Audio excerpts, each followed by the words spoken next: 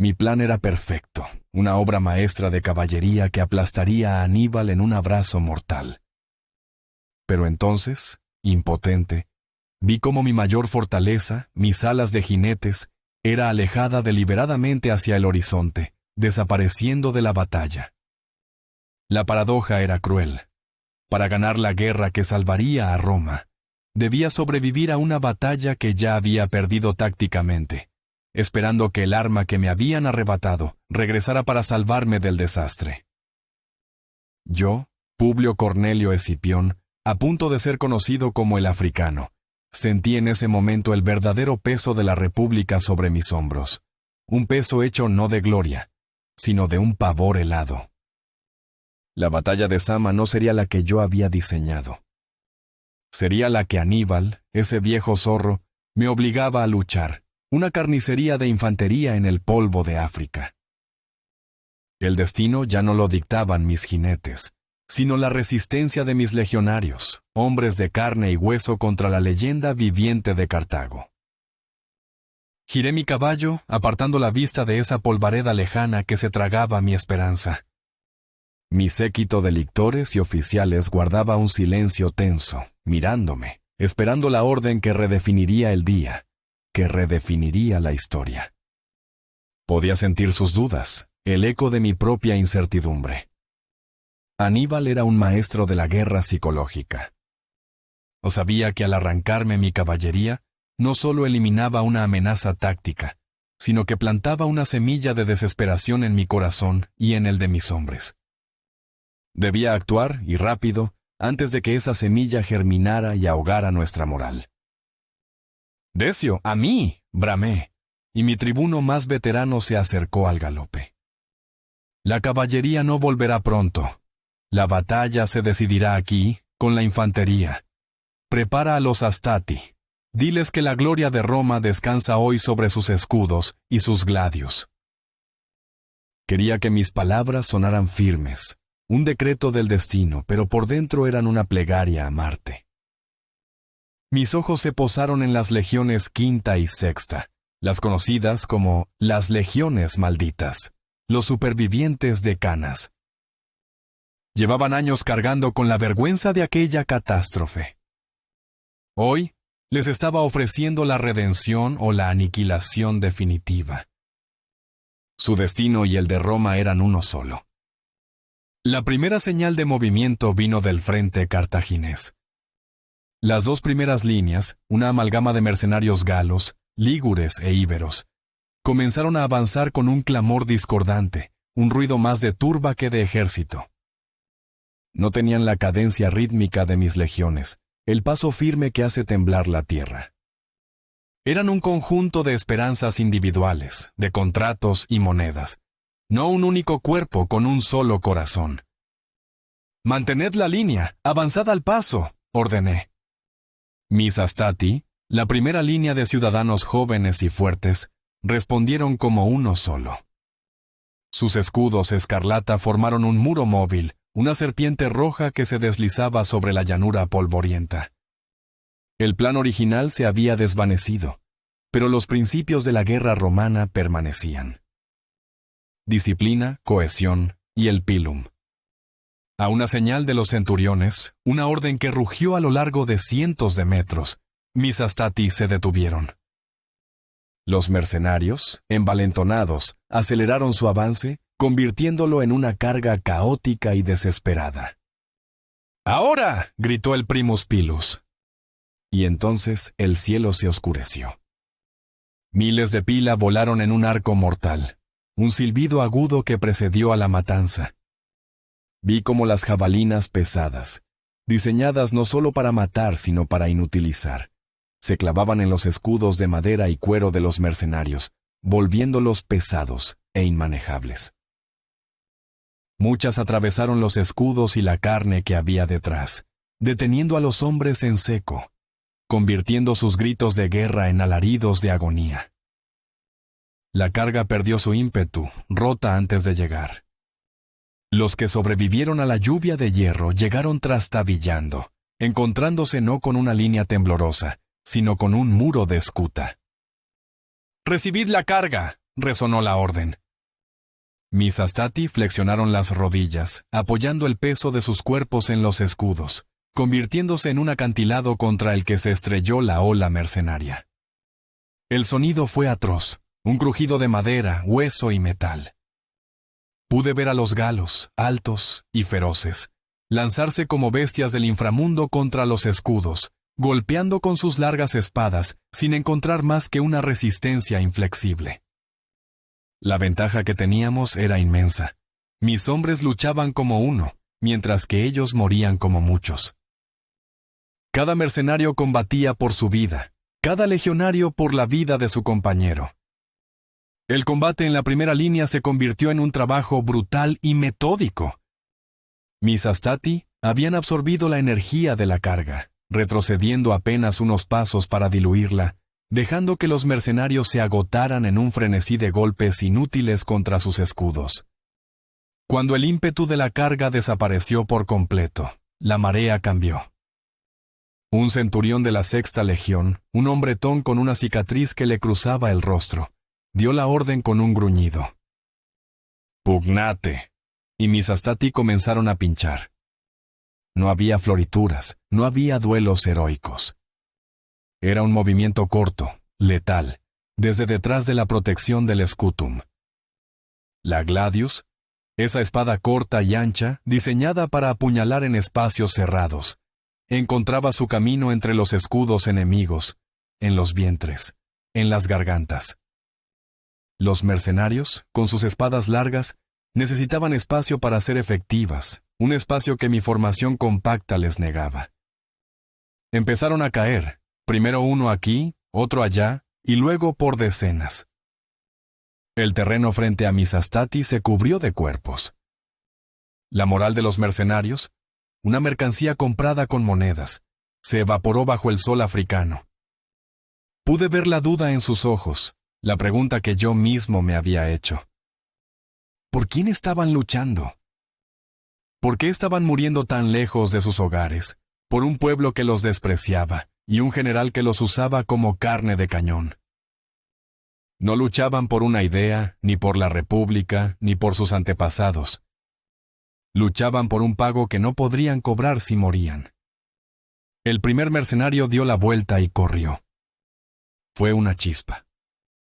Pronto, la primera línea cartaginesa se rompió por completo, convirtiéndose en una masa de hombres aterrorizados que solo buscaban refugio tras su segunda línea. La disciplina de mis Astati, sin embargo, se quebró también, pero por la razón opuesta. La victoria los embriagó.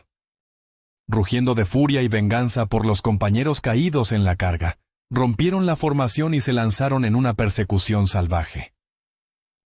¡Alto! ¡Reformad la línea!, gritaban los centuriones, pero sus voces se perdían en el fragor de la matanza. Mis hombres ensartaban a los mercenarios por la espalda sin piedad, descargando la tensión acumulada tras haber resistido la carga de los elefantes y el primer choque. Y entonces Aníbal me demostró una vez más su genio cruel. No había piedad en su ejército. Vi con una mezcla de horror y admiración cómo su segunda línea, compuesta por ciudadanos cartagineses y reclutas libios, no se abría para recibir a los supervivientes. Por orden de Aníbal, bajaron sus lanzas, formando un muro inexpugnable. La orden era clara y terrible: no permitir que ningún mercenario los atravesase, matar a quien lo intentase. Los restos de la primera línea, atrapados entre la furia de mis Astati y las lanzas de sus aliados, gritaron de terror. Algunos fueron ensartados por sus propios compañeros. Otros, desesperados, corrieron hacia los extremos del frente, intentando escapar de la trampa mortal. Pero era demasiado tarde para muchos. La segunda línea cartaginesa, sin esperar un segundo, cargó. Cogieron a mis Astati por sorpresa, desorganizados por la persecución, exultantes y descuidados. El resultado fue devastador. La carga de los ciudadanos cartagineses fue precisa. Mis Astati, sin la protección de una línea de escudos cohesionada, fueron arrollados. Decenas de legionarios murieron en esa carga antes de que pudieran siquiera levantar sus escudos. Hombres que habían sobrevivido a los elefantes y habían barrido a los mercenarios, ahora morían ensartados por lanzas, pagando el precio de su indisciplina. Los centuriones, desesperados, golpeaban con el vástago de sus vides a los hombres para forzarlos a retroceder y formar un muro, pero el caos era inmenso. La línea se tambaleaba, la ventaja que tanto nos había costado ganar se estaba disolviendo en un baño de sangre. Aquellos hombres estaban agotados. Habían soportado el terror de los paquidermos, habían luchado cuerpo a cuerpo, y ahora sufrían una carga fresca. Necesitábamos renovar las fuerzas. Alcé mi brazo izquierdo, una señal ensayada 1000 veces, y lo descendí con fuerza. Era la señal para los príncipes. Por un instante, mientras la segunda línea se preparaba para entrar en combate, volví a desviar la vista hacia el horizonte. Nada, ni una nube de polvo, ni una silueta. Seguíamos solos. El sonido de los cuernos romanos, grave y profundo, anunció el relevo. «¡Retroceded! ¡Abrid filas!», gritaban los oficiales a los Astati. Obedeciendo con la disciplina que les quedaba, los supervivientes de la primera línea se retiraron por los huecos que dejaba la segunda. Y entonces emergieron los príncipes. Eran hombres más maduros, veteranos de múltiples campañas, con mejores armaduras y una calma forjada en el fuego de 1000 batallas. Pasaron entre los agotados Astati, quienes se desplomaban en el suelo, bebiendo agua de sus odres con manos temblorosas, y formaron una nueva y perfecta línea de batalla. El empuje cartaginés se detuvo en seco. Chocaron contra el muro de escudos escarlata de mis príncipes como una ola contra un acantilado. El sonido del impacto fue sordo, brutal. Esta vez no hubo desorden. La línea romana no cedió ni un centímetro. La lucha ahora era diferente. La segunda línea cartaginesa, aunque fresca, carecía de la ferocidad desesperada de los mercenarios. Eran ciudadanos armados, entrenados de forma homogénea, pero les faltaba la experiencia, el callo en el alma que solo la guerra constante puede dar. Y experiencia era lo que mis hombres tenían de sobra. Entre los príncipes se encontraban los centuriones y legionarios de las legiones quinta y sexta, las malditas. Podía distinguir sus estandartes, un poco más desgastados que los otros, pero ondeando con un orgullo desafiante. Desterrados a Sicilia por el fracaso de Canas, les había dado la oportunidad de redimirse, de limpiar su nombre manchado de sangre y vergüenza. Y estaban demostrando que eran dignos de la República. Luchaban con una furia fría y controlada. Cada estocada de sus gladios era un paso hacia la redención. Veía a sus centuriones en primera línea, con sus cascos de crestas transversales, siendo el ejemplo, matando y muriendo, pero sin retroceder jamás. Durante una hora, el frente se mantuvo terriblemente estable. Era un molino de carne. El polvo levantado por miles de pies se mezclaba con el vapor de la sangre y el sudor, creando una neblina rojiza que lo cubría todo. El ruido era ensordecedor, el choque rítmico de las espadas contra los escudos, los gritos de los oficiales, los lamentos de los heridos y el rugido constante de miles de hombres luchando por sus vidas. Desde mi posición, apenas podía distinguir las insignias, solo el movimiento de las masas, el empuje y el retroceso de las líneas. Pero poco a poco, las cuchilladas metódicas de mis príncipes comenzaron a surtir efecto. La línea cartaginesa empezó a mostrar signos de debilidad. Su retaguardia ya no empujaba con la misma convicción. Su vanguardia, los hombres en contacto directo con mis legionarios, intentaba retroceder, crear un espacio que mis hombres les negaban. Estábamos avanzando. Lenta, costosamente, pero avanzábamos. El suelo bajo sus pies estaba alfombrado de sus propios muertos, y cada paso atrás era un tropiezo con un compañero caído. Busqué de nuevo a mi caballería. Una mirada automática, un tic nervioso de un general ansioso. Seguía sin ver nada. Ni jinetes, ni estandartes, ni esa bendita nube de polvo en el horizonte. Nada. La impotencia era un nudo en mi garganta. Seguíamos solos. Volví a dirigir la vista a mi infantería. El avance era demasiado lento. Estábamos desangrando al enemigo, sí, pero ellos también nos estaban desangrando a nosotros. Necesitaba romperlos, aplastar su moral de una vez por todas, pisotear su ánimo de combatir y mandarlos corriendo a sus hogares. Y entonces tomé una decisión. Mandé a mis Hastati, que habían tenido un breve pero vital respiro, a moverse. «¡A los flancos!», ordené a los tribunos. «Moved a la primera cohorte a los flancos, amenazad con rodearlos». Era una maniobra clásica, pero contra un enemigo debilitado. Podía ser el golpe de gracia.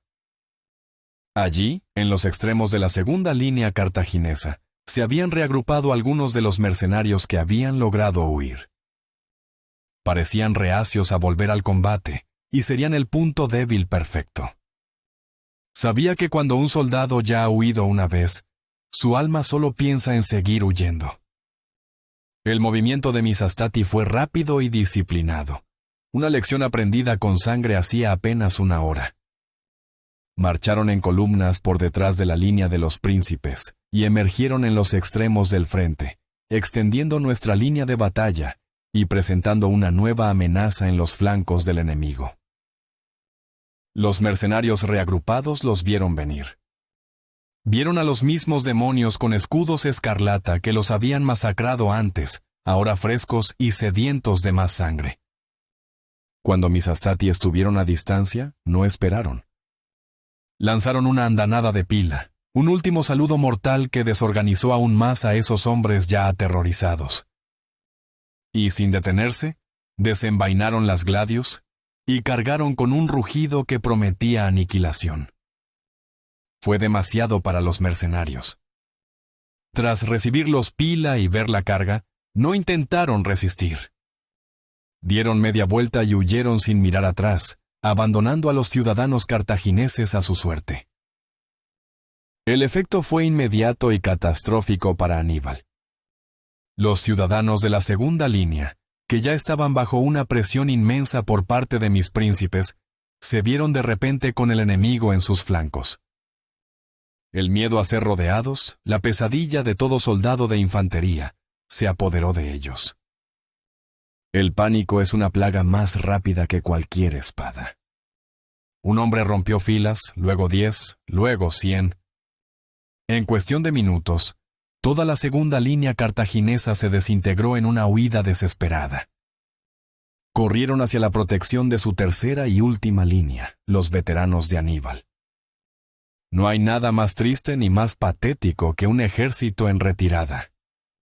Esos gritos de angustia y horror, de hombres empujando a sus propios compañeros para poder escapar de la matanza, resbalando en los charcos de su propia sangre, tropezando con los cadáveres de sus amigos, llorando y suplicando a los dioses que los sacaran de ese infierno.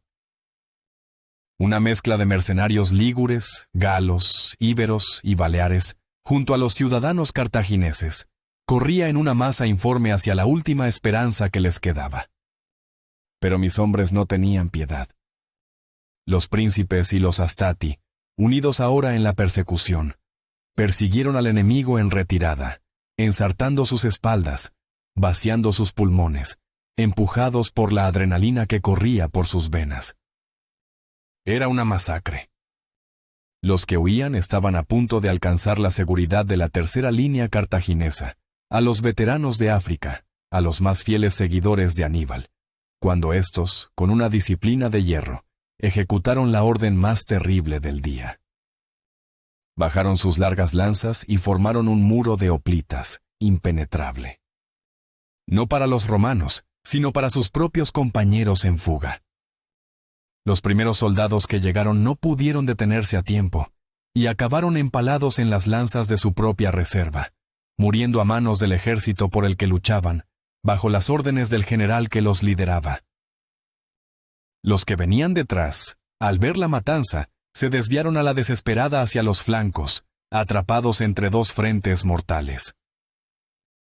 En ese momento di la orden que más me costó. Alto, deteneos y reorganizaos.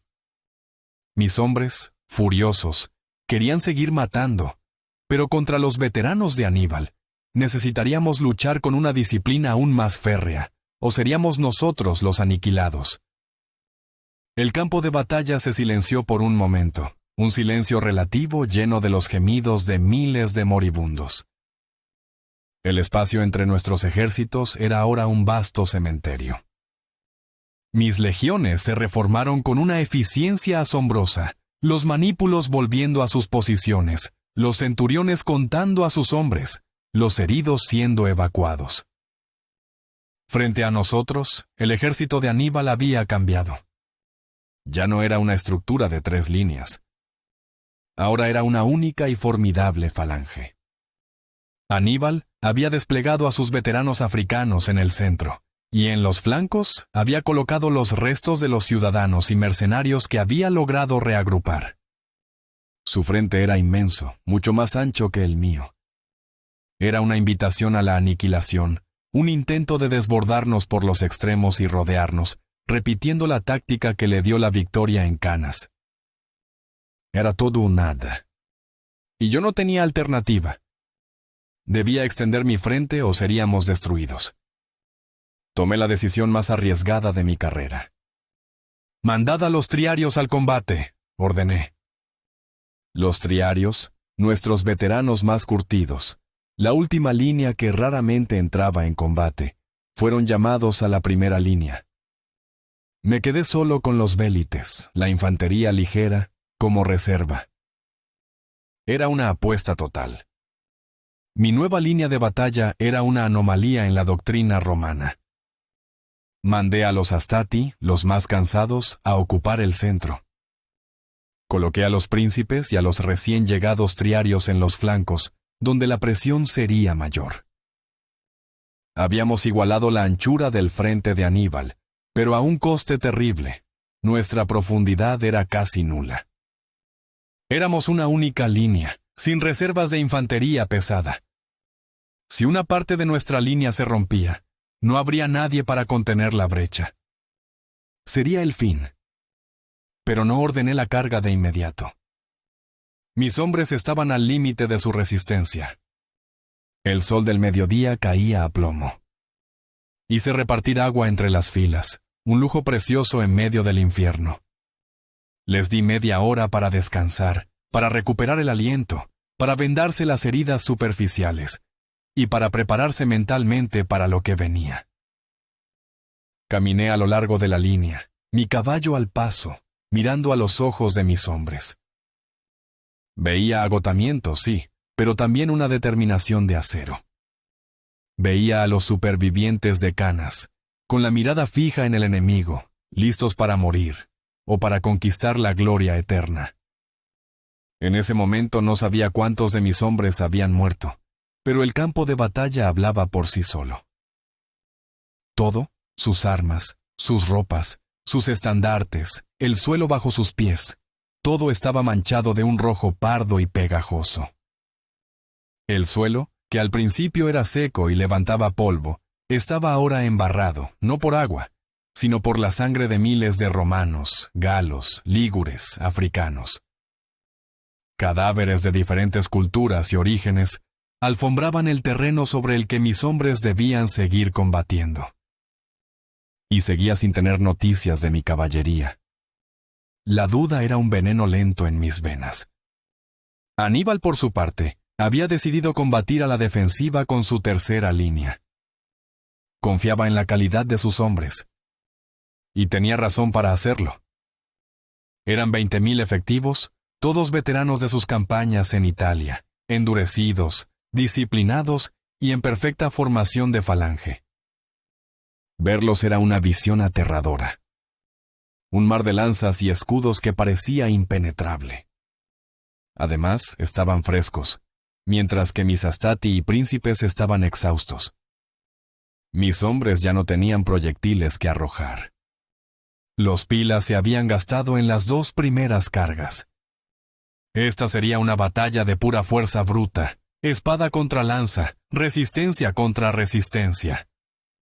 Tras esa media hora de tenso respiro, llegó el momento. Alcé mi espada. «Por Roma y por la República», grité, y mi voz fue respondida por el rugido de 20,000 hombres. «¡Ah, cargad!». Cansados, sudando profusamente, pero con el corazón lleno de odio y valor, mis hombres cargaron contra las prietas líneas cartaginesas. El sonido de la batalla final fue ganando volumen hasta convertirse en un estruendo apocalíptico. Primero, el ruido sordo de miles de sandalias de cuero golpeando la tierra ensangrentada. Luego el grito de guerra gutural de mis legiones. Y finalmente, el choque. Un estruendo metálico ensordecedor cuando mis escudos chocaron contra el muro de lanzas. El empuje inicial de mis legionarios, nacido de la furia y la desesperación, se frenó en seco. Los veteranos africanos eran demasiado fuertes, demasiado habilidosos. Las primeras filas de mis astati en el centro cayeron empaladas en las largas lanzas de la falange, antes de poder usar sus gladios. La formación de Aníbal era como una bestia con miles de colmillos de acero. Y no solo resistieron, sino que comenzaron a avanzar. Lentamente, inexorablemente, el centro de la línea cartaginesa empezó a empujar hacia atrás a mis astati. Mi centro se estaba doblando. Miré a mis flancos. Allí, mis príncipes y triarios, más experimentados, resistían mejor contra los flancos cartagineses, compuestos por los restos de las otras unidades. La lucha era más equilibrada, pero en el centro estábamos perdiendo. Veía a mis astati luchar con la ferocidad de los lobos acorralados, pero el agotamiento y la superioridad de los veteranos enemigos eran evidentes. Visto desde fuera, desde mi posición en la retaguardia, la imagen era una pesadilla. Nuestra línea de batalla estaba adoptando la forma de una media luna, con el centro hundiéndose hacia adentro. Era la misma maniobra que Aníbal había usado en Canas, para rodear y aniquilar a las legiones de Paulo y Varrón. Pero esto no era una táctica, no por mi parte. Mis astati tenían un riesgo real de ser derrotados y huir en desbandada. La línea de frente se estaba doblando y estirando demasiado. Podía romperse por el centro en cualquier momento, y eso sería el final. Seríamos rodeados y masacrados hasta el último hombre. En la agonía de la indecisión, con la aniquilación cerniéndose sobre nosotros, la fortuna, o quizás la habilidad de mis veteranos, intervino. Mis flancos, compuestos por los príncipes y los triarios, comenzaron a ganar terreno. Empujaron con una fuerza sobrehumana, haciendo retroceder a los flancos más débiles de Aníbal. Aníbal, siempre atento, vio el peligro. Si sus flancos cedían mientras su centro avanzaba, él mismo sería víctima de un doble envolvimiento. Temiendo ser rodeado, dio la orden a su falange de retroceder en formación para recomponer el frente. El avance de los veteranos en el centro se detuvo. Esto dio un respiro vital a mis astati. Ordené lo mismo, y mis 3 líneas volvieron a situarse a la misma altura, formando un frente recto una vez más. La crisis inmediata había pasado, pero el coste había sido terrible. Ambos ejércitos se separaron unos metros, jadeando, mirándose con odio a través del campo de cadáveres que ellos mismos habían creado.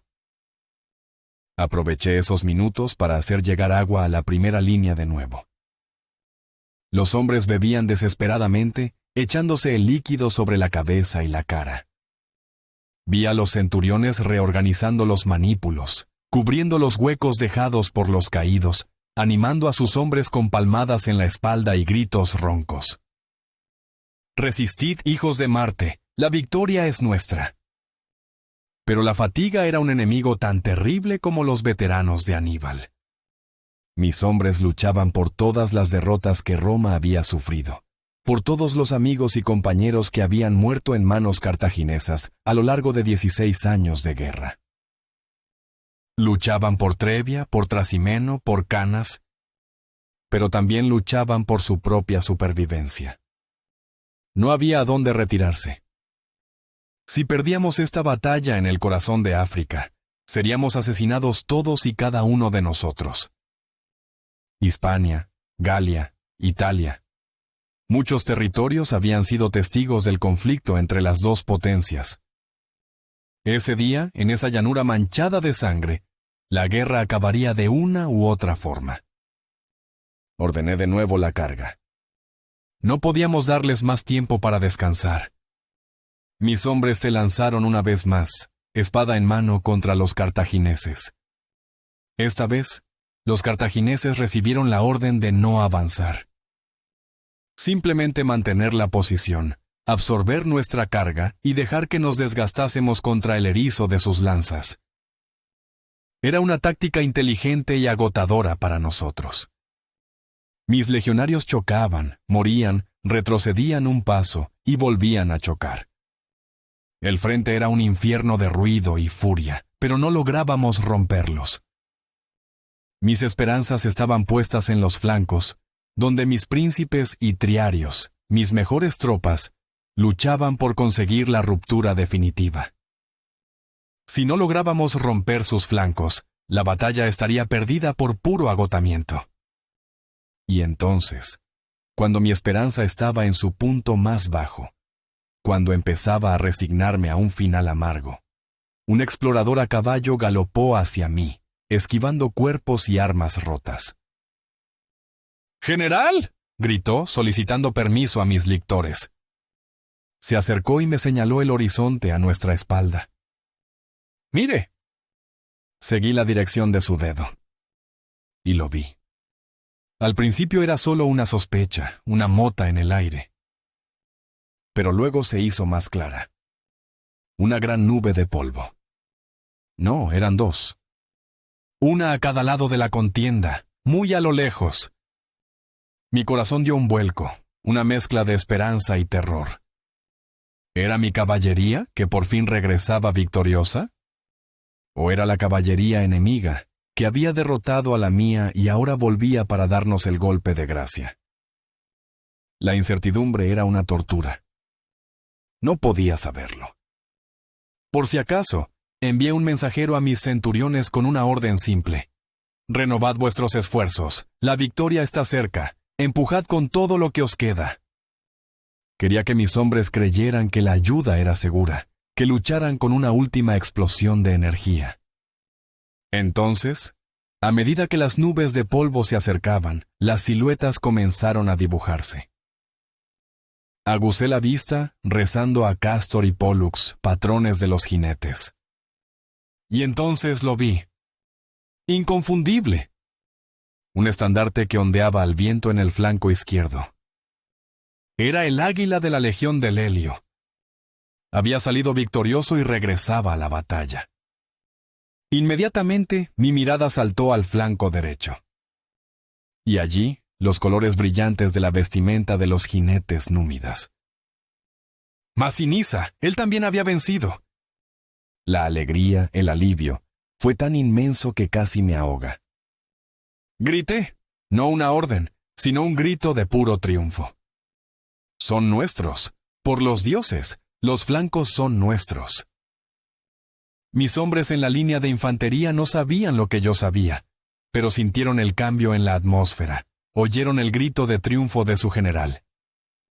Siguieron luchando como leones, sin hacer preguntas, siguiendo mis órdenes hasta el infierno si era necesario.